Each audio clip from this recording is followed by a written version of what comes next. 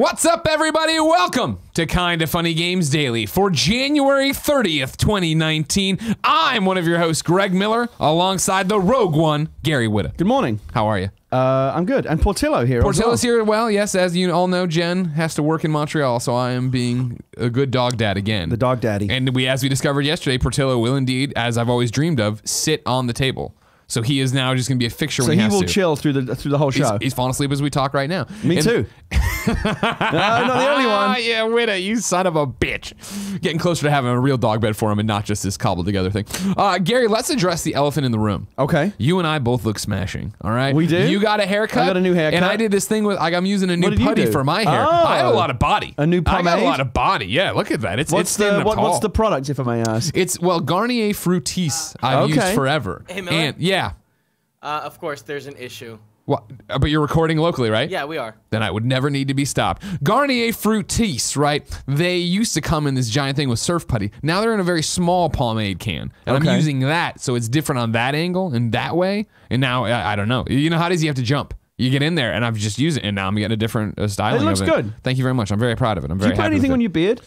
What I do with the beard, Gary Whitta, is, of course, I'll trim it. But then what I do is I have this face lotion I've always used. Yeah. And I was noticing as a new beard guy, I was getting like dandruff beard, where you like scratch it, and then you have like stuff on you. Like, that's gross. Yeah, you don't want that. No. So I had face moisturizer already. Every morning now I rub that in after the shower. You can get like beard pomade. Oh, yeah, there's special totally. beard products you can get. See, I think I have some of it, but I thought my interpretation of it was that was more for styling of it, right? Like if you wanted to like give it some kind of like, you know, right. I don't even know. See, if you wanted it not to move, I was just more the moisture for the face underneath, and I seem this is like early on in the beard thing, right? You know, in the beard game, where then I had to fix that. Do you think the beard is a permanent fixture now, or can you imagine a point where you go back to naked face? It's one of those you never say never, right? You never say never that I'm never gonna shave off the beard, but I do look remarkably better with the beard. Because I think you look good with the beard. It's weird now to look at pictures of you, like you know that picture of you that's up in all the Portillo restaurants. Sure. Yeah, exactly. With pre-beard, you look like such a baby face in that picture. I know. Yeah, I know. Yeah, now it's one of those things I look in the mirror. You look more mature. It gives you. You know what I think it does. What's it lends Gary? you gravitas. I mean, it looks like I got my life together. Yeah, it looks like you know what you're doing. I look like I'm not. Yeah, I have something going on here that makes sense for me. So yeah, I'm excited about it.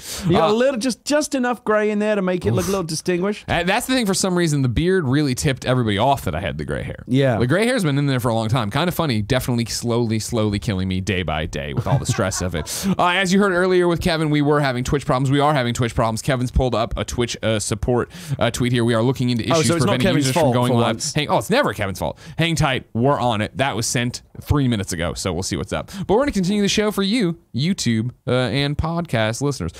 Is it not live at all? Is anybody seeing anything? It's not live at all. Is like Ninja down? Is like the whole Twitch universe down? Something's wrong on Twitch's end. They're looking. Yeah, I see that part of it. So is all of Twitch down at the moment?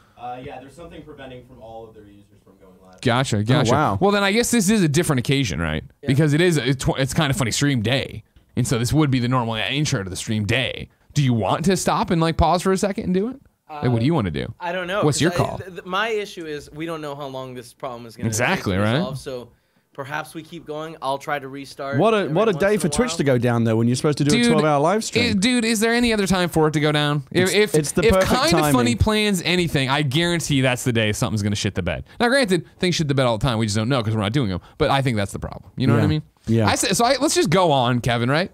We'll make it work. Yeah. Does that make sense? That's what you want, right? Yeah. Right now I'm putting the Twitch the tweet out there. Yeah, out there in the chat so they can see. Gotcha. If you didn't know, ladies and gentlemen, this is Kinda Funny Games Daily. Each and every weekday on a variety of platforms, we run you through the nerdy video game news you need to know about. If you like that, be part of the show. But that's wrong. Patreon.com/kindafunny. You're still getting used to that, aren't you? It's rough. It's rough, man. It's just because it's so ingrained, right? You've been doing the old way for so long. I know. If you go to patreon.com/kindafunnygames and you are a bronze member, you can be part of the show with your questions, comments, concerns, bad PSN names, and everything else under the video game sun. If you got no bucks to toss our way, because you could also be a silver member, get all the benefits of bronze, plus get the show ad-free as an MP3 video. You get the Gamescast that way. You get the pre and post show for the Gamescast. All sorts of cool stuff. I digress. If you got no bucks to toss our way, you can go to twitch.tv/kindafunnygames. If you're watching live, Kevin just slapped his hands and then gave me a thumbs up. Does that mean it's live now? It looks like we are live. Maybe not anymore. I don't know. Okay, it doesn't matter. If you're seeing us Twitch people, it's not our fault. It's Twitch's fault. Go to Twitch support. And if you're not seeing us live, sorry, we're usually live. And if you're watching live, you need to go to kindafunny.com/you're-wrong and tell us what we screw up as we screw it up, so we can set the record straight for everybody watching later on youtube.com/kindafunnygames and listening on podcast services around the globe. Housekeeping for you. As we said, today's supposed to be our 12-hour stream. The second 12-hour stream as part of Kinda Funny's fundraising for the month of January. Remember, all month long on patreon.com/kindafunnygames, we are raising money for Kinda Funny's future. Hopefully new employees, hopefully a studio, a world tour for sure. We just got back from Arizona. We're doing our normal morning shows today.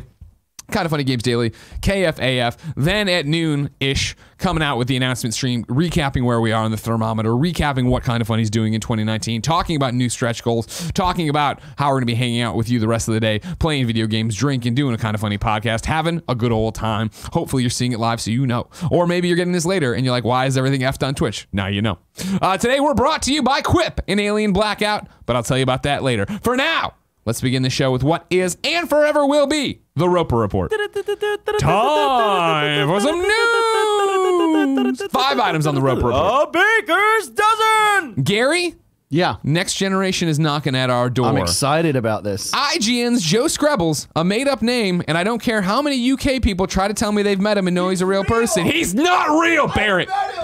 Barrett, how many times did you meet him? Like 4 or 5 times. Did he look the exact same every time, or is IGN hiring a different Joe Skrebels every time? I refuse to believe it. Sony might be shifting first parties to PlayStation 5. Joe writes, or whoever this man is, Sony is apparently having its first-party studios focus on PlayStation 5 game development, but we may not see the fruits of that labor for some time. Industry analyst Daniel Ahmad, who has previously reported inside information ahead of official confirmation, took to Reset Era to explain that, quote, in general, most of the focus for Sony first-party studios is on PS5 right now. It is still early to talk about next gen, but I imagine we'll hear some whispers come out at GDC, end quote. He added that, quote, PlayStation 5 or PS5 dev kits are out there, and I've heard positive things about it, end quote. Sony has already officially confirmed that it's begun work on creating a PlayStation 5, and several third-party publishers, including Square Enix, Bethesda, and Activision, are openly working on next-gen games. Are you shocked, Gary Whitta? No, I'm not shocked. I mean, it's obviously inevitable. You know, PlayStation 5 will follow PlayStation 4 as surely as night follows day. PlayStation 5 begets PlayStation 6. And eventually, if you remember that glowing orb that was, remember the PlayStation 9? Oh yeah, that they had in that TV commercial years ago. Yeah. It was just like, it was like a crystal ball thing. We'll eventually get there. But no, as inevitable as it is, it's still, as someone who's excited about next generation stuff, it's exciting to see the evidence that it's actually happening. That's the thing, and I want everybody who's listening or watching right now to embrace this moment. Wow, there's rumors of PlayStation 5. This is so exciting, blah, blah. Because, like, 6 months from now, maybe even a year, depending on when it's actually launched, we're going to be so sick of talking about rumors about PlayStation 5 and what it can do and what it can't do and blah, blah. Like, I remember when we got excited for Orbis. I remember when we got excited. It's funny they bring up Joe brings up GDC here because, of course, GDC, the Games Developer Conference here in San Francisco in March every year, or spring. I remember when that was the first time the PlayStation 4 Pro news had leaked, right? Where somebody had overheard another developer talking in like line for a sandwich or whatever, and like started putting it all together. But eventually, we just get to the point of like, all right, just give me the damn thing, show me the real thing, explain what a PlayStation 5 is, and I'm not there yet, but I feel like, and I want your opinion on this, Gary Whitta. I feel like next gen isn't going to be boring, but I just don't think it's going to be, it's not going to be this giant step forward, right? Like, I feel like we've got graphics and fidelity and sound and all stuff to not the best it can ever be, because obviously it can always get better, but you're not going to see that PS1 to PS2, PS2 to PS3 jump. And why not? I mean, like, look at PlayStation 3 to PlayStation 4. Like, games on PlayStation 4 look better, but I don't think you look at PlayStation 3 games, you're like, oh, God, I can't believe we were playing that. Right. And I feel like it's going to be technology based. And like what I get excited for with PlayStation 5 isn't, oh my God, the graphics, oh my God, this. It's going to be, how are they going to tackle streaming? How are they going to tackle backwards compatibility? Or is this going to be like, you know, I keep making this stupid prediction that I'm sure I'll look like a moron soon for, that whatever the next Xbox is, Xbox is still going to be one ecosystem. Games go backwards and forwards. It's not that kind of thing. My question is, PlayStation 5 going to only play, or let me dial that back. Are PlayStation 5 games going to be able to be played on PS4? Are PlayStation 4 games going to be able to play it on PlayStation 5? What does an ecosystem for PlayStation look like? Because Xbox has been touting this, one platform for so long now. What has Sony got up its sleeve for what it wants? Its I generation? think you're right to identify that like just better graphics is not all that the next generation represents. That's the most kind of forward facing. You can see it in screenshots, you can see it in footage, and clearly there is a lot of room for improvement. I was talking to you about it before the show. My wife and I last night were watching this because we're playing a lot of Resident Evil 2 remake right now. We watched Resident Evil. We were watching this video of. It's fun. It was a side by side comparison of Resident Evil 2 from '98. Yeah. Compared to the version we have today, 21 years later. Yeah.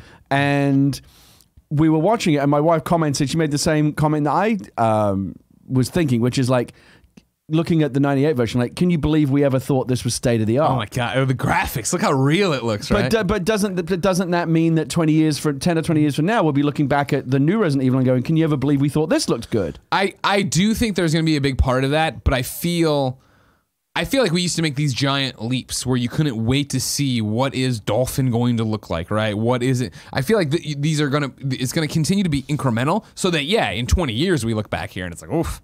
Man, I can't believe we rendered trees that way.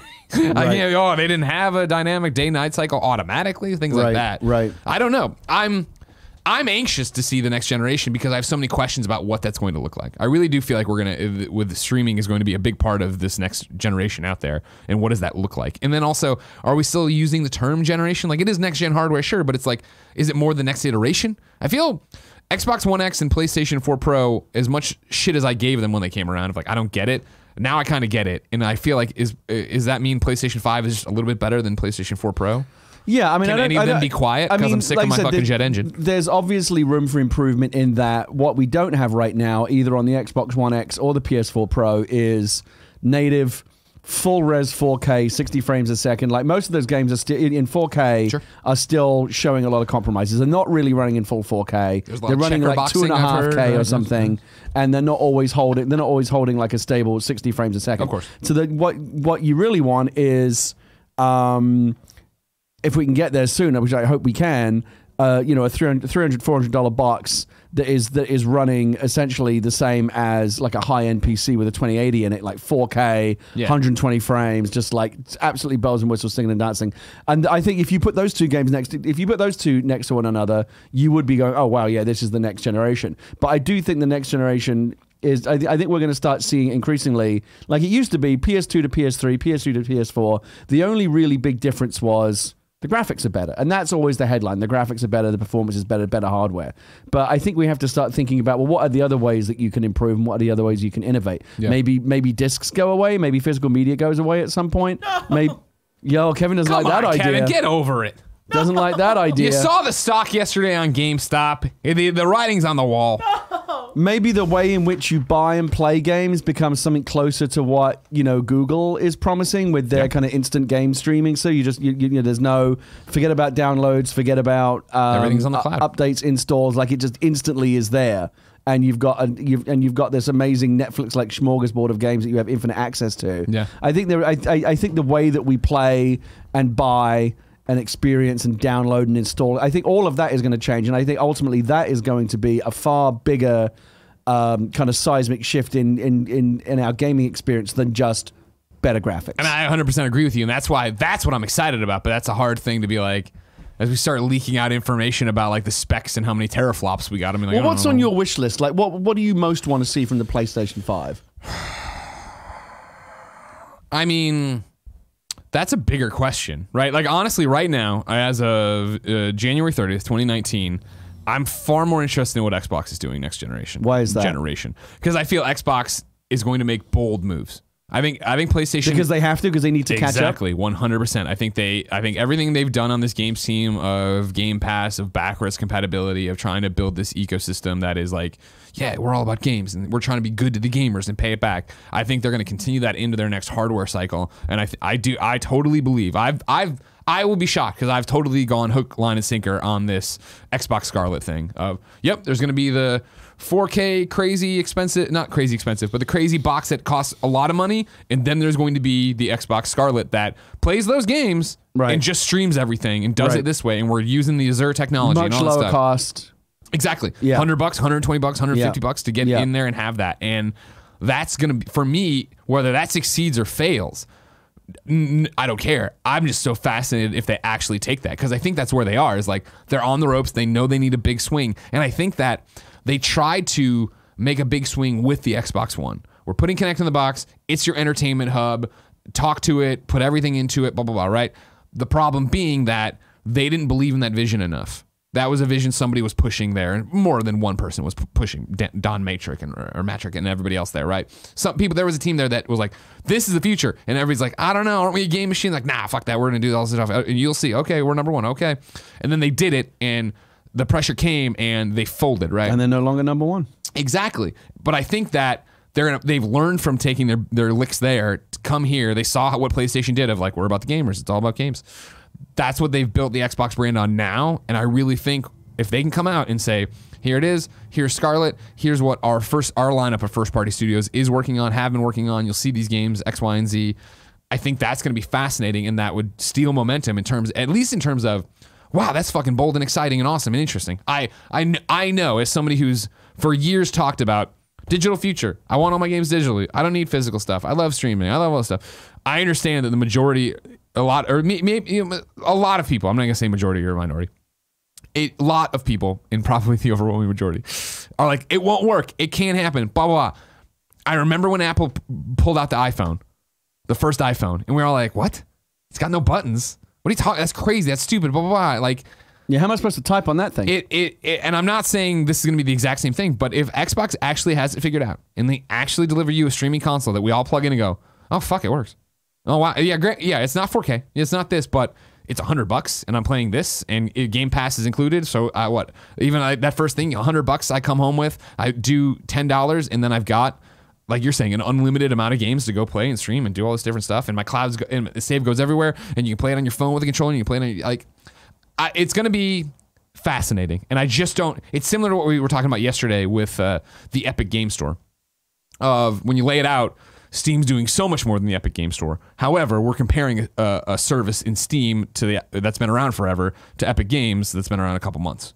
And that's the big question for me is if it's going to be similar to PlayStation Now, where they launched PS Now, right? And you're streaming games, and it didn't work that great. And so many people like me were just like, oof, swing and a miss. See you later. And it's gotten way better. And people write in all the time saying, no, I love it. It works really well now. You should try it again and do all these different things. If they come out and miss that first impression, it's going to be hard to dig yourself out. So to build a console around that first impression, you got to be ready to fucking nail it on launch day. And are they there? Is that a real thing? I don't know. I find all of that fascinating because for me, you asked me what I want out of the PlayStation 5. I want what Sony's probably going to deliver, which is more of the same. It loads faster. For some reason, I don't know if this happens to anybody else. My PlayStation 4 Pro, I'll go out, I'll be in a game. Oh, what are the trophies on? Go out, go up to the trophies thing, click on trophies, and it'll freak out and go back to the game. I'm like, well, that's a weird bug. Like, I want that shit not to work cleaner. I want, maybe a easy. I want them to go back to the old fucking video player for when I go into my video apps, so I don't have to jump it through this hoop. You know what I'm talking about here? So, are you saying? I mean, it's an evolution versus revolution argument, right? Are you saying that you'd be satisfied for the PlayStation 5 to not be particularly revolutionary, but just be an evolution of the PlayStation 4, like just a bit better in all respects? I don't know. Happy isn't the right thing. That's what I'm expecting. Right. This is very similar to when Tim years ago on the Gamescast asked Colin and me, like, what do you expect out of Fallout 4? And I was like, I expect my lowest expectation is that I get Fallout 4, I get Fallout 3, but a little bit prettier, a little bit blah, and that's what we got, right? And it was like, oh, cool. That's not a game. I don't look back at Fallout 4 and talk about how much I loved it all the time, right? The revolution of Fallout 3 is what I still look back on with warm memories for. Love Fallout 4. PlayStation 5 is just fascinating because I don't know what Sony we're getting. Are we getting the Sony, not of hubris, but the Sony that like, hey man, let's just not fuck it up. We've been doing pretty well this generation. Let's just iterate on everything, do a little bit better. Or are we going to get, because people write in all the time of like, Greg, you're selling PlayStation short on what they are doing with PlayStation Now. They understand streaming. They see that streaming's happening, that it's going to be a big pillar of them in PlayStation 5 and blah, blah. And it's like, I want to believe that. But I've wanted to believe a lot of stuff PlayStation's done in my 12 years of covering them, right? Like, I'm not sure what they're going to have. And that's fascinating and it's interesting, but it's not exciting because I'm not being teased and tantalized. I feel like Microsoft is leaking and little pieces are coming out and they're putting out cool videos enough to make me really stand up and go, wow, I don't know. That's the thing. I don't know if that's going to be success, but I really want to see how that plays out. Whereas PlayStation, I'm just like, yeah, you're doing great. Keep it going. Make trophies better. I mean, it's been interesting to see the last couple of generations, how it's almost been like Microsoft and Sony kind of trading off the fuck-up mantle with each generation, right? Because the PlayStation 2 was obviously a stonking success. Yeah. And Xbox OG, the original Xbox, did okay. Took its licks, right? And then Sony... entirely, I think it goes entirely down to hubris, as you say. Yeah. Sony followed up the incredible success of the PlayStation 2 with PlayStation 3, which kind of flopped out of the gate, right? Big, ugly, huge, Big stumble. loud vacuum cleaner box, $600. Here's the. I mean, everyone remembers what a joke that press conference, right? Yep. It's Ridge Racer and hit $599 here's US Here's the dollars. historically accurate Chinese Giant enemy with the giant crabs. enemy crabs Yeah. hitting for massive damage. I mean, that is now enshrined in video game infamy. Yeah. And it took a long time for them to recover. And Xbox 360 came out, and Xbox 360 was really impressive, and that took the initiative. Yeah. And I think, would you say that Xbox 360 won that generation? Yeah, this is something you go back to all the time, and this is the heat of Beyond, right? For me, Yeah. Yes, Xbox 360 won hearts and minds. They won that generation. Yes, I know that if we sit there and compare sales, PS3 catches up and surpasses, right? Right. But it didn't matter because for years it was that every third party game was better on Xbox 360. Right. Some of them were fucking unplayable at launch on PlayStation 3. Yeah, and then there was- of course, they had Red Ring of Death issue. I mean, Totally. they had their own embarrassments. Of course, everybody does, but it's always like. That was particularly bad, though. Yeah, but it's always the victors write the story, right? Right. You know what I mean? And even for PlayStation, in the end being the victor, it was a long fought campaign of 1,000 cuts. The point being, it was interesting that, so PlayStation 2, huge success, leads to hubris with PlayStation 3. Xbox 360, huge success, leads to hubris with Xbox One. Xbox One was Microsoft's PlayStation 3 in that it was a big boondoggle box that was too expensive. And the Kinect was a complete embarrassment and a waste of time and a failure. Yeah. And it took them a long time to kind of they had to basically rewrite. Like you talk to someone at Microsoft now, Kinect, what's that? Never heard of it. Like they had to airbrush it out of history, like Stalin, like it never happened. Yeah. They were so embarrassed by it. Like you can't get anyone to talk to you about the Kinect at Microsoft anymore. Like it just didn't happen. Yeah. They just plead ignorance. Sure. Because it was such an embarrassment. So I wonder now, as PlayStation 4, has Sony learned its lesson, or is PlayStation 4 another PlayStation 2 in the sense that it's a phenomenally successful box that might beget hubris for the PlayStation 5? And see, this is where we're back to it: evolution versus revolution. I think that what you'll see with PlayStation 5 will not be hubris. PlayStation will remembers the lessons of the PlayStation 3 and the PlayStation Vita, a device I loved, but didn't need the touchscreen, didn't need the 3G. Could have been if they would have been the PlayStation that launched the PlayStation 4, the PlayStation Vita would have been a runaway success. We're making you a sexy handheld that's going to have awesome games. Right. Boom. That's all they need. If they would have said, which is what they said with PlayStation 4, right? And again, this is where we come back to the revolution thing, right? PlayStation takes a beating on it in public opinion, right? And so PlayStation 4 was their mea culpa. They came out on that. I'll never forget that press conference. Hey, here are the specs. It's not the cell processor. It's just a PC. It's going to be easy to port to. Please port your games. We're all about games. We love games. Let's talk about the indies. Let's talk about, you know what I mean? It was a revolution in terms of like, oh, they're being very open that their console is just a watered down PC. Right. And that it's going to be easy to put things on. Awesome. And I feel that's where we get now with this next leap into next generation in quotes. Xbox needs to make a big move. They need to grab headlines. They need to change the story and come out. And I think that Microsoft surely are not satisfied with the status quo. oh my God, no way. And that's the thing is, and they get it. The move they need to make isn't we want to be the entertainment hub of your living room. And they need to be, we're the best place to play games. We say it all the time. We're going to prove it. Here's the games we have on it. Both of these messages for next gen are going to be about games. And it's going to be Xbox, I think, saying best place to play games. Here's all our first parties. Here's how we figured out streaming. And then PlayStation, I think, doesn't need to make the giant move. They just need to keep going with what you love. And so if they iterate on that and don't fuck it up and don't make the console too expensive and don't change everything, for the umpteenth time, they just literally come out and they're like, here's what we've done to make it different. That's the safe bet. I'm hoping PlayStation comes out and does shit I'm not even expecting. And it is awesome and it's great, but not to the extent of it's a gajillion dollars and this is where it's But your overall bottom line theory is that you think for the next generation, Sony likely to basically play it safe. Xbox more likely to come up with like some kind of moonshot, like here's a big swing. Yeah, I do. I do. That's where I would leave it at. Blackjack writes into patreon.com/kindafunnygames, just like you can, and says, "Hey Greg and Gary, I hope all is well. After yesterday's report that GameStop has failed to find a buyer, I have to wonder who will fulfill the hardware needs of gamers when brick and mortar stores finally go away. I know GameStop isn't the only option, but they currently don't have a CEO and have experienced flat sales for the past 4 years, as reported by Matt Piscatella, friend of the show. This would seem to indicate that the end is closer than we think.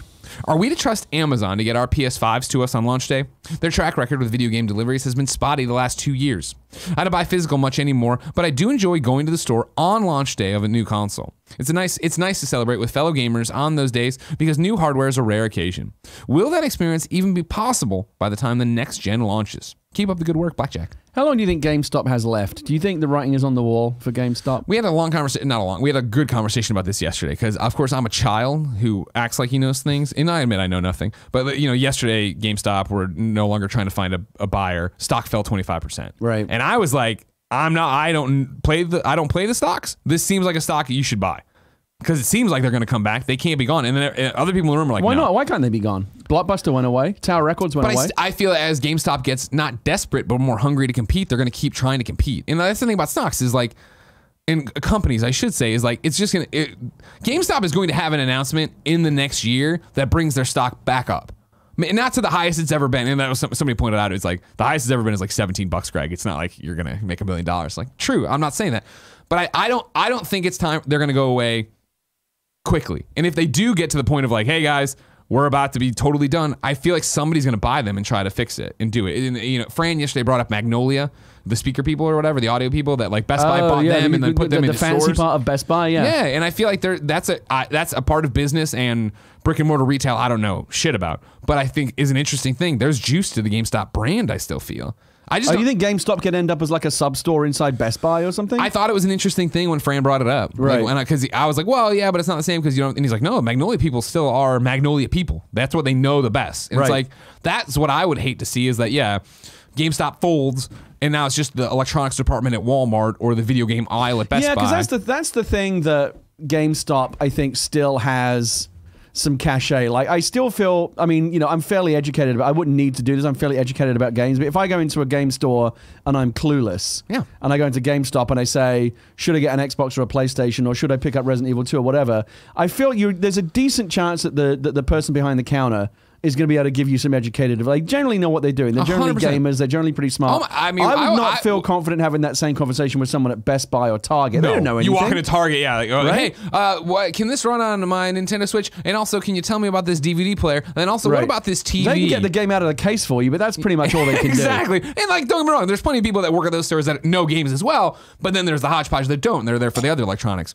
I would go one further and like, I would remove the generally.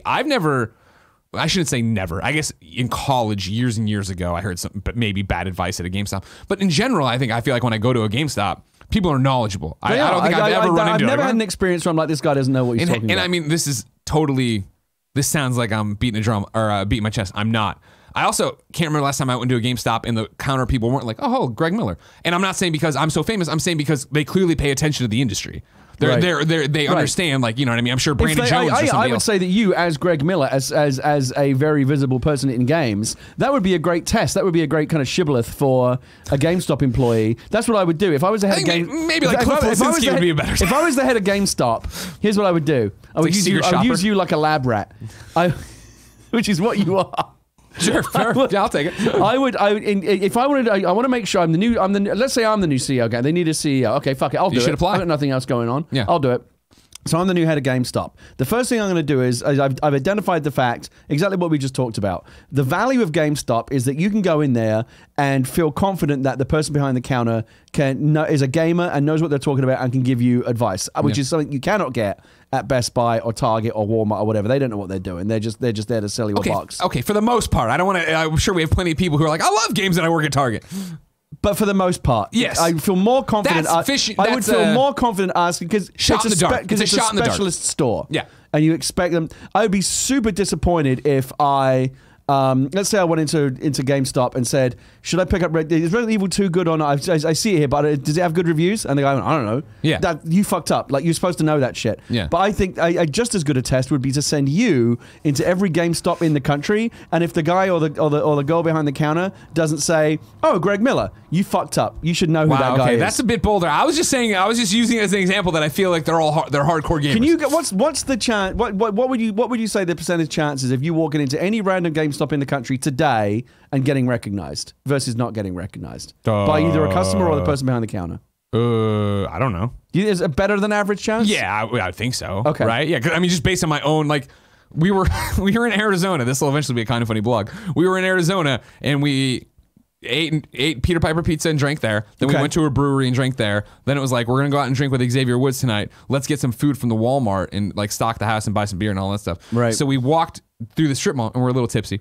And we went into there was a GameStop. And it was like, let's go in there. You went in just to go in? Let's see the games and see what's going on. I'm like, you think they'll know us? No way. And like, we literally opened the door and the guy's like, Greg Miller. Did you go in to see if you would get recognized? No, it was us fucking around. I think I mean, eventually that became the question. But you were recognized immediately. Yeah, immediately. And then it was the same thing. What are you playing? He's like, oh man, I'm playing Resident Evil, but I can't wait for Kingdom Hearts. I'm like, yeah, exactly. You know what I mean? Like, so that's what I'm saying. You're not going to have that kind of conversation. I won't, again, bring out specific stores, but you're less likely to have that conversation at a non-specialty store. Yeah. And that is the one thing that GameStop still has as a selling point. Well, I mean, for all the, people I know, it's fun to shit on big corporations and all this different stuff. For all that aside, what I love about GameStops is, yes, I think, again, I said it yesterday, I'll say it again, they're run by passionate video game fans, just like us that are watching this or listening to this. I mean, I go to the GameStop Manager Expo usually every year. I think we didn't go last year. But when we speak there or when I do a signing there or whatever, like, those people talk to me about how well GameStop's treated them. Not to mention that it's awesome. They bring all their managers to one place to teach them about the games of the next year and then send them back to disseminate the information. But it reminds me so much of the local comic book store. Like, right? Like, I walk into a comic outpost experience below us, right? And I walk in there and be like, Julie, what should I get? She's like, oh, you like that, right? Then get this and do that and blah, blah. And I feel like GameStop still exists in that way. Yeah, right. Like, you would never expect to go into a comic book store and say, what's good this week? And have the person go, I don't know anything about comics. Exactly. Like, well, what the fuck are you doing working in a comic book store? Pops, yeah. Do you think when GameStop interviews potential employees, like retail employees, part of the interview is like, do you know it? Are you here just because it's a job, or do you like care about games? I mean, they must ask them as that, someone right? who got interviewed to work at a GameStop. Oh, you did? Electronics Boutique back in the day. But yeah. Okay. And what was that like? Nerve-wracking. God, it's all I wanted. Did you get the job? No, I didn't get the job. Not at all. No, I can tell you when I blew it too, because it was every. Was this when it was still Electronics Boutique, or was it EB Games? This is when it was still Electronics Boutique. Oh, that's old school. I'm old. Yeah. It was. Yeah, I went in there and I applied every year for a summer job, and I guess not every year, but like year 2 of applying. So I'm like 17, I guess. They called me in. They finally called me. Is this back in Missouri? No, it's in Illinois. Well, I was in Illinois. I went to college. Yeah. And I remember the caller ID, like the caller ID you attached to your phone because it wasn't like built in. Right. Coming up Electronics Boutique, I was like, oh my God, here we go. And I answered, and like, yeah, can you come in for your room? I'm like, of course I can. I went in, got this interview, and it was funny because when Jen and I went back last year for Christmas stuff, we went around that mall, and I was like, and I pointed to the couch. I'm like, that's the couch they interviewed me on. And anyways, I got out there, and the guy's like, asked me all these questions, and we're talking about games, and the question that blew it for me, I think, Gary, and this again is how old I am. He goes, well, in a couple months, Star Wars Episode 1 is coming out. Oh, shit. So this would have been, what, 99? Yeah. If I wanted you to lead setting up the display in the window, he goes, would you want to work alone or would you want to work with one of the team members? And without thinking, I was like, oh, I'd want to work alone. I just get in there, do this, blah, blah, blah. And like when at home, I'm driving, like taking off my time, driving home, and I'm like, why didn't I say work as a team? It's a team effort. No, I should, oh God. And I never got a call back. Never got the job. Oh, because you weren't a team player. I think so. Yeah, I was too independent. I was too wild for them, you know what I mean? Okay. It's my biggest regret. Life could be a lot different. I do think it would be sad if GameStop goes away, because it is the only game left in town, right? As a specialty store. There's no more EB. There's no more Funko Land. I don't know what else there used to be, but there's some mom and pop shops. Yeah. But they're basically. But mom and pop shops are so few and far between. They are so few and far between. I miss Slackers in Columbia, Missouri. People write in about their mom and pop shops, and I'm always like, I wish we had that. I wish in San Francisco there was like a cool video game mom and pop shop to go to. It would be a real loss the more I think about it if GameStop went away. Again, you and I are in the luxury position of we've educated ourselves about games. Well, I know that I read the reviews, I come on this show, I look at the news, I follow people in games. I've educated myself about games. I know that Resident Evil 2 is a game that I want to go play, and I want to go. All I need is a store that has it in stock. That's all I need, because I have no questions. My only question is, can you get this out of the case for me? Will you sell it to me? That's all I care about. Sure. But if I have questions, again, I really don't.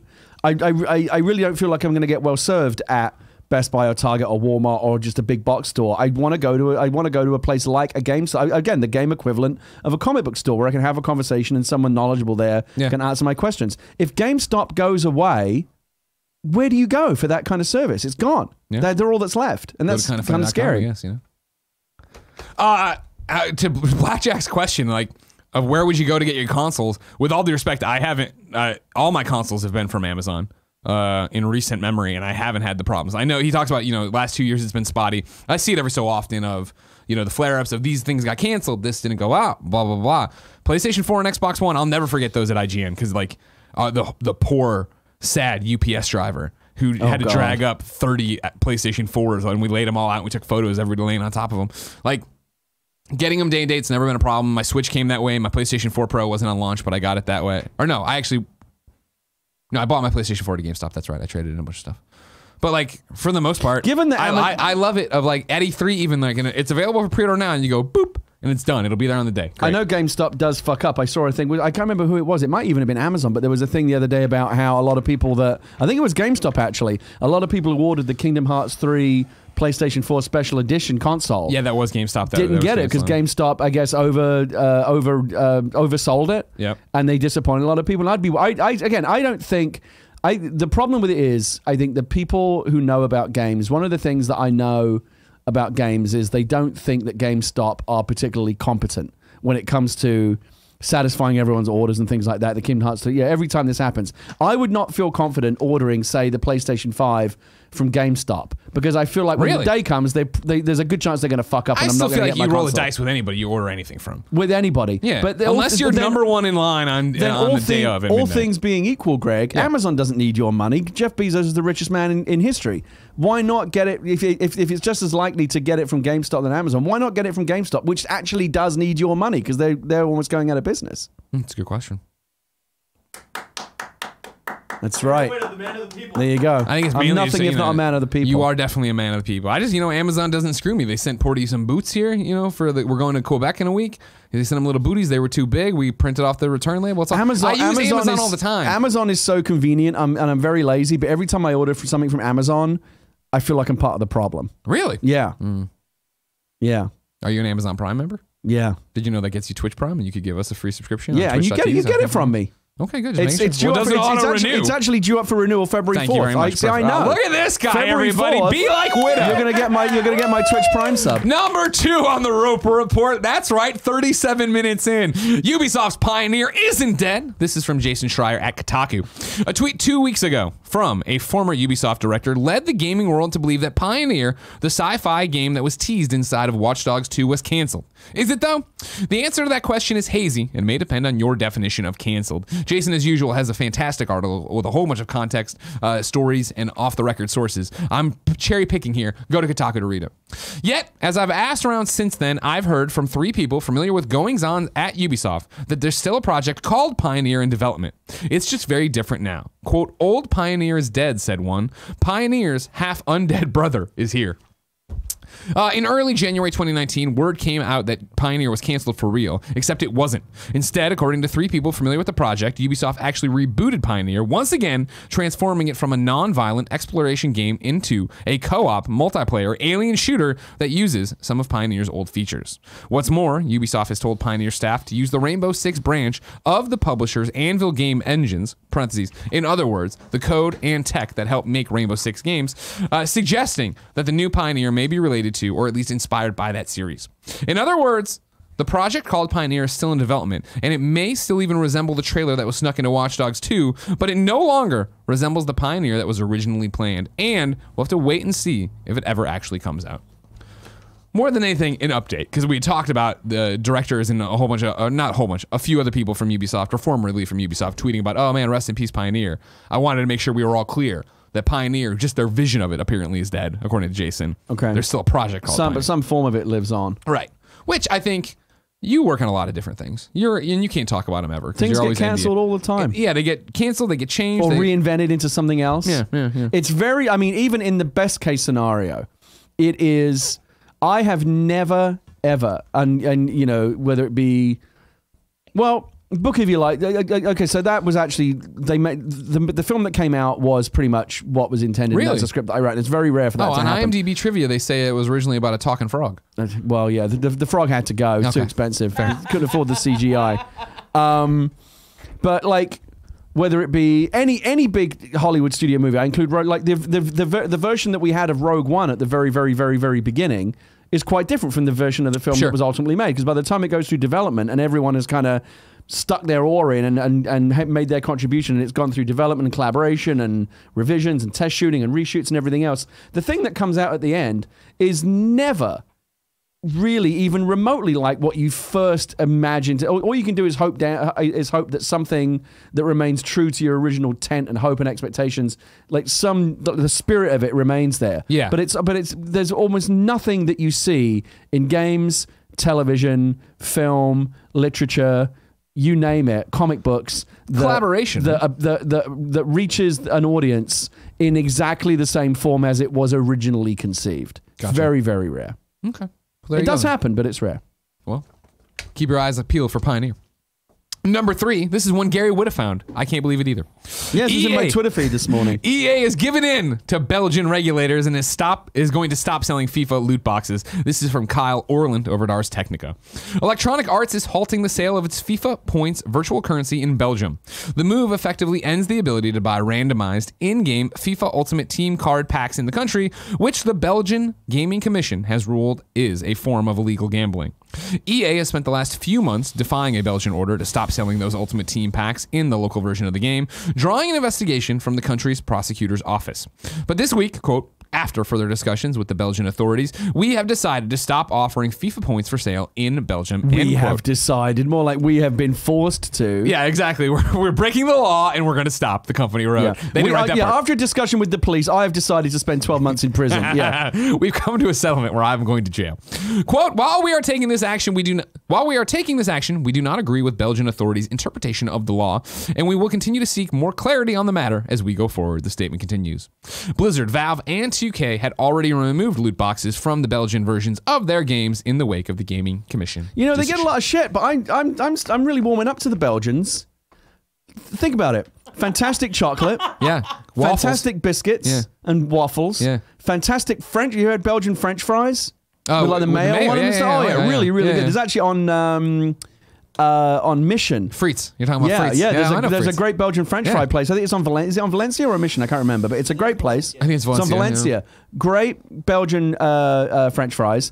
And now, fantastic record of holding irresponsible companies' feet to the fire. I love it. I love it. That's where you're gonna when it's time for you to run for your tax shelter, you'll go to Belgium. That's where we'll look. We have decided to stop offering. No, you didn't decide anything. You got forced to, because that's the only way anything's ever going to happen. You cannot expect these giant companies to ever do the right thing of their own volition. They're never going to do that. You've got to force them with the fucking law, and that's what's happened here in Belgium, and I applaud it.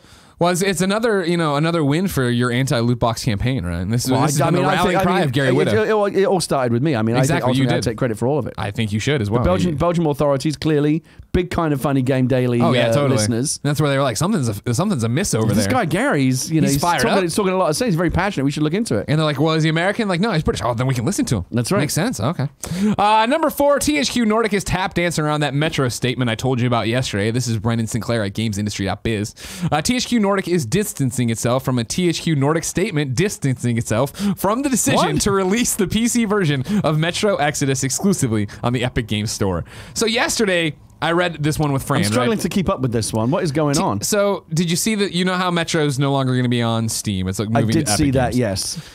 That, of course, is a decision by Deep Silver. They are, of course, owned by Koch Media, and they, of course, are owned by THQ Nordic. Yesterday, THQ Nordic tweeted out, like, hey, while they're doing this is a decision. They own the IP, so they get to do that. It was very much like, hey, we wouldn't do that That seems like a shitty thing, but they're doing it. But don't worry about us. We wouldn't do that. And then Fran was like, wait, what's the ownership? And we were all very confused. And it turns out everyone's very confused. And now THQ Nordic is disagreeing with THQ Nordic, but at least clarifying the comments of THQ Nordic. Stick with me. All right, I'm gonna try. Earlier this week, THQ Nordic's subsidiary, Deep Silver, scuttled the Steam launch of Metro Exodus less than a month before launch, opting instead to release the game exclusively on the upstart Epic Games Store. While existing pre-orders on Steam are still being honored, the move drew some backlash from would-be players and Steam itself, which called the move unfair to Steam customers. That was followed by the THQ Nordic Twitter account thread specifying that the decision was made by Koch Media, a step above Deep Silver in the corporate hierarchy, adding, quote, "We do not want to categorically exclude the possibility of timed exclusives for any of our games in the future. But speaking in the here and now, we definitely want to have players choose the platform of their liking and make our portfolio available to as many customers as possible," end quote. To as many outlets as possible. My apologies. Thank you very much. Today's statement laid out the corporate structure of THQ Nordic AB, the Swedish parent company that has 3 subgroups: Koch Media, THQ Nordic GmbH, which released the statement on Twitter, and Coffee Stain Studios. THQ Nordic AB co-founder and group CEO Lars Wingfors laid out his position on the matter, saying, quote, "I fully support our subgroups' autonomy to run their respective businesses. I believe it's the groups and ultimately the consumer's best interest, in the groups and the consumer's best interest that business decisions are made close to the market, and this is the group's consistent business model. I firmly believe that Deep Silver and Koch Media have carefully considered the advantages and disadvantages, opportunities and risks in their decision to go solely with the Epic Games Store. The decision has my full support. I have noted that there is some confusion about the 2 different THQ Nordic entities." Man, who would have guessed? Two things called THQ Nordic talking to each other about things would be confusing. The parent company and the operating entity in Vienna. As already communicated to shareholders last year, the parent company will change its name to better reflect its status, end quote. What a fucking quagmire over there. I feel like the amount at which I care about this story does not justify trying to pick all this confusion apart. It's like, okay, all right, let's just move on. Like, it's too confusing to care about. I mainly put it in because we talked about it yesterday, and then we were confused, and I was like, man, I should have known that. But apparently, even they don't really even fucking they're confused. THQ Nordic is distancing itself from a THQ Nordic statement, distancing itself from the decision. Fuck me. Fuck me running. And then finally, number 5, I'm not even going to read it because it's just good news for you. Certain Affinity is opening a Toronto, Ontario, Canada studio. They're going to be helping with the games coming out of Austin and doing a bunch of cool stuff. It says here there. they're the largest independent video game developer in Austin, but I've never heard of them. Really? I mean, should I have? What have they done? Certain Affinity has a proven track record developing innovative AAA action games, including both original titles and co-developments of games in the blockbuster franchise like Call of Duty, Halo, Doom, and Left 4 Dead. Oh shit, I'm surprised. I should have heard of them. They did Alien Isolation too. I want to say kindafunny.com/you're wrong. Toss that one in my face if I'm wrong. All right. Gary, here's where I usually do a funny little transition into the official list, but instead I'm going to tell you about our sponsors because we're having a great show and running late. All right. Today we're brought to you by QUIP and Alien Blackout. QUIP is a new electronic toothbrush. I ordered 2 of them yesterday. I ain't lying. I ain't dying. Starting a healthy routine and sticking to it are 2 very different things. Inevitably, we all skimp on that full night of sleep, skip a workout or 2, or brush our teeth with a tired old toothbrush. We're not perfect, but we can do better. And QUIP is the better electronic toothbrush that can help. Built-in 2-minute sensors pulses every 30 seconds to remind you when to switch sides and help you clean your whole mouth evenly. Why? Because up to 90% of us don't brush for the full 2 minutes and don't clean evenly. There's a multi-use cover that Bertel's twitching. I want to make sure he's not jumping off. He scares me sometimes. Multi-use cover. It works as a stand. It mounts to mirrors and it slides over your bristles so you can pack and protect your QUIP on the go. Brush heads are automatically delivered to your door on a dentist recommended schedule for every 3 months for just $5. A friendly reminder when it's time to refresh to stay committed to your oral health. QUIP is one of the first electric toothbrushes accepted by the American Dental Association. They're backed by over 25,000 dental professionals, and they have thousands of verified 5-star reviews. That's why we love QUIP and why I ordered it. And you should head over and become one of the 1 million happy, healthy mouths that do too. QUIP starts at just $25, and if you go to getquip.com/games right now, you can get the first refill pack for free. That's your first refill pack free at getquip.com/games. Next, let me tell you about Alien Blackout. Could you survive standing face to face with the perfect bioengineered killing machine? If you're like me and Gary, you are probably deathly afraid of xenomorphs. And the fine folks from Foxnet, and D3Go want to put you to the test in a new chapter of the Alien franchise in Alien Blackout.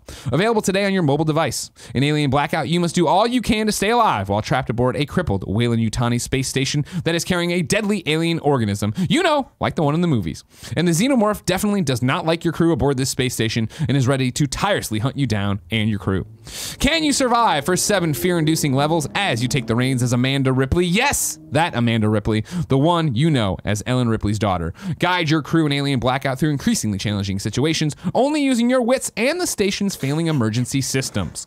Alien Blackout is a unique fear-inducing space survival horror mobile game experience that will test the inner nerves of both Alien and horror fans alike, where life can end in an instant. Click on the link in our description on YouTube or head over to d3go.com/kfgames and download Alien Blackout for the App Store, Google Play, and Amazon App Store today. Gary, I can't wait to see if I like QUIP and Alien Blackout, but those are still so far away. If I needed something more imminent, like say what came to the mom and grab shops that may be dying and we're not sure, where would I go? The official list of upcoming software across each and every platform as listed by the Kind of Funny Games daily show hosts each and every weekday. Yeah. Out today, Azusa, RP Online, putting around PC Mac. I think that's putting around, right? Isn't that got pretty? That's right, sure. Putting around PC and Mac. You got a bad name for your game. You can't blame me. Unblock Gridlock on PC, Heat on PC, Subnautica Below Zero on PC and Mac, Changeling on PC and Mac, Goodbye Deponia on PlayStation 4 and Xbox One, Drowning on PlayStation 4. PlayStation Vita, it lives, and games Switch. are still coming out on the Vita. It's amazing. Some are saying it's more popular than ever. Are they? No. Who's some? You? I'd rather not reveal my sources. Fishing Star World Tour is coming to Switch, and then Smash Brothers got that Piranha Plant. Yeah, I did I fulfilled the pre-order for that, so I should have that. If I log into Smash Brothers, I think I'll have it. Yeah, they put it out last night, so if you did that, you got to jump on there and get it. Then new dates for you. There's a free Overcooked 2 update coming soon, and then Inside Xbox returns on Tuesday, February 5th at 2 p.m. Pacific. Deals of the day for you. There's a humble bundle for PlayStation 4 indies. If you go over to the link, you can go to the PlayStation blog to get it, or just go to humblebundle.com. For $1, you get Grim Fandango Remastered, A Bard's Tale, and Inner Space. If you beat the average price, that's at least 1 cent more than the current average bundle payment, you get Layers of... This is all in addition to what you already have. Layers of Fear, Wasteland 2 Director's Cut Standard Edition, The Talos Principle, and Broken Age. And if you pay $15 or more, you get everything that I've already said, plus The Killing Floor 2, Shadow Warrior 2. Then there's an Xbox sale through February 4th that really helps out Assassin's Creed fans. This is via IGN. If you go over through the Xbox store right now, they have discounts on Assassin's Creed Odyssey. You can get for $30. Worth pointing out, of course, Assassin's Creed Odyssey, patreon.com/kindoffunnygames debut video game club for next month. So if you want to be part of the conversation, give us reviews, your thoughts, questions, all that jazz. It's going to be me and Mrs. Whitta. Oh, that's right, making her Kind of Funny debut. Very excited. So this is how I get informed that I got cut out. Well, you're on it too. You're going to be on the board right there. That's fine. Do you want to sit at the desk too? Yeah, you're on the mic. I thought I was gonna, but it's fine. You're in. What? Hey, don't worry about it. You're on the desk now, all right? Yeah, now you got to. Now you got to tell. Now you got to tell Barrett he's got to go sit at the desk and do this stuff. It's fine. Hey, don't worry about it. I'm actually busy that day. Did I say it was only her? Did I say it was only her, Kevin? You implied it. Did I? Yeah. I might have. I definitely expect you to be part of this, so suck it up, Buttercup. No, Barrett's got it. What? Origins is also $19.80. You can get the other older games cheaper too. FIFA's on sale for $24. Madden and NFL 19 is $26.40, and then NBA Live 19 is $10. That humble deal for the PS Indies in particular seems like a really great deal. There's a lot of good stuff there. Humble for Bundle has a lot of good $1? stuff. Yeah, you know what I mean. Gary. We peppered the questions into the show and had a great time. So it's time to squad up. This is where one of you writes in to kindoffunny.com. Nope, damn it. I need the shock bracelet. I keep talking about giving Barrett the shock, put a shock collar on me, and he gets to zap me every time I get it. No, we're not doing that. Yeah. It could be good content. What did you screw up? I tried to send him to the old link instead of patreon.com/kindoffunnygames. Bronze members get to send in their PSN name to be part of the show. Today it's Emmett Watkins Jr. What game does he need help in? Dreams Beta on PlayStation 4. His PSN, it is EJ Sponge 61. All one word, EJ Sponge 61. Emmett, says, just send me your levels. If any of you have some to recommend. The Dreams community was so supportive and welcoming when I streamed the beta the other night that I'd love to do it again before it ends on the 4th. But in order to do so, I need more Dreams to check out. So send them my way using the send to function in the beta client. Thank you. Thank you, Emmett Watkins Jr. A lot of people have been talking about that Dreams beta. I'm fascinated by this thing, Dreams. I don't know too much about it. I've seen some of the things that people are creating, and it seems like if it's actually doing even half of what it seems like it's doing, that's pretty amazing. Like, that's what I've been saying, how man. robust are these tools? People are creating music, they're recreating games. They're insanely, yeah. I mean, it seems like the sky's the limit. If you want to see how impressive Dreams is, we will be streaming it today during Kinda Funny Days stream. Yeah, in the afternoon, I will be streaming it. If you have levels to send me, use the send to function and send them to Game Over Greggy. And then, of course, hit up Emmett so he can stream more too. We asked people watching live on twitch.tv/kindafunnygames when it works to go to kindafunny.com/you're wrong and tell us what we screw up as we screw it up. It did work eventually, so thank you very much. Twitch was having problems as we started. If you missed the beginning of the show, I'm Greg, that's Gary, that's Portillo. We're streaming for 12 hours today for Kinda Funny Day after this. Right after this is KFAF. We're going to announce a whole bunch of different things. We're going to show you where we're going on the world tour. We're going to give you a whole bunch of dates, new shows, new goals, and then we're going to hang out and play games and drink and eat pizza. For 12 hours. So let's see what we got wrong. What did we get wrong?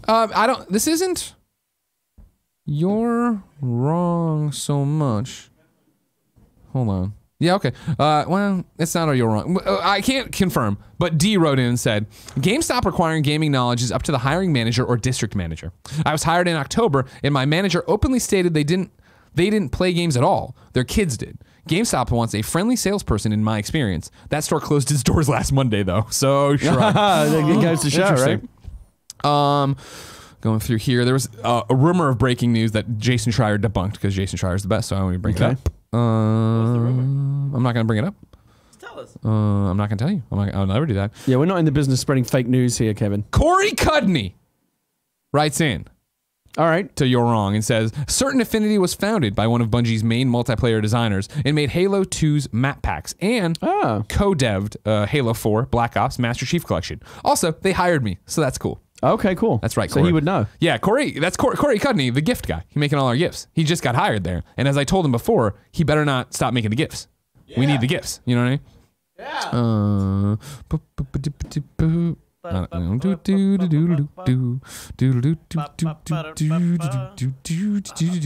Zaire says, PSA, today's the last day that before the Wii Shop channel closes forever. Oh, that's If you have right. any Wii points left, today's your last day to spend them.